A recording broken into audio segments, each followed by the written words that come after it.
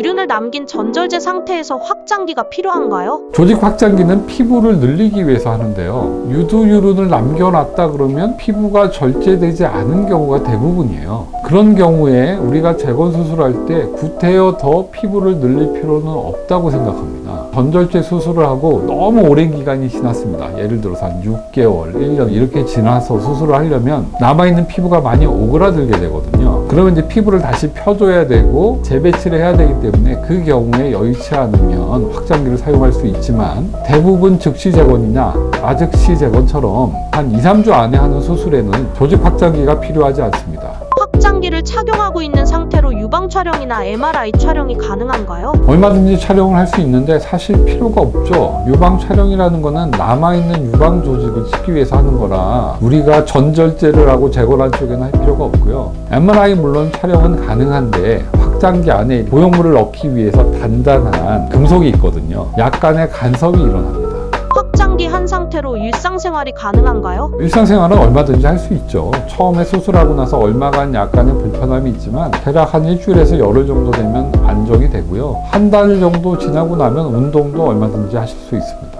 확장기 한 상태에서 주의해야 할 자세가 있나요? 사실 특별한 자세를 취하면 안 되는 건 아니고 그냥 확장기가 그 자리에 잘 있으면 되는 거예요. 수술과 관련이 있을 것 같은데 수술할 때 확장기 공간을 너무 크지 않게 잘 만들었다면 웬만한 자세 변화로 확장기가 이동하지는 않을 것 같고요. 수술하시는 선생님들이 어떤 특별한 이유로 주변에서 조직을 많이 당겨오기 위해서 굉장히 공간을 넓게 만들었다 그러면 아마 움직임을 좀 제한하라고 얘기를 해주실 것 같아요. 확장기 한 상태에서 브래지어를 찰 수 있나요? 확장기 한 상태에서 대부분 브래지어를 하시죠. 브래지어를 하는 게 특별히 문제가 되지는 않고요. 확장기가 눌린다고 해서 어떤 문제가 발생하지 않습니다. 확장기 한 상태로 목욕탕이나 사우나에 가도 되나요? 사우나에 가는 정도의 온도의 변화 때문에 확장기 자체에 문제가 생기지는 않고요. 처음에 이제 상처가 좀 나을 때까지는 아무래도 탕에 담그고 이런 건 안 해야 되겠지만 그 후에는 여러분의 의지에 따라서 하시면 됩니다. 확장기 삽입 후 열감이나 쓰라림 등의 통증 호소가 많던데 어쩔 수 없나요? 기본적으로 수술하게 되면 자극이 되니까 약간의 열감이 있고 통증이 있는 건 당연해요. 중요한 건 그게 어떤 세균 감염이나 과한 염증에 의해서 생긴 것인지를 잘 판정을 해야 되니까 만약에 그런 부분이 있다면 꼭 수술하신 선생님하고 확인을 하셔야 됩니다.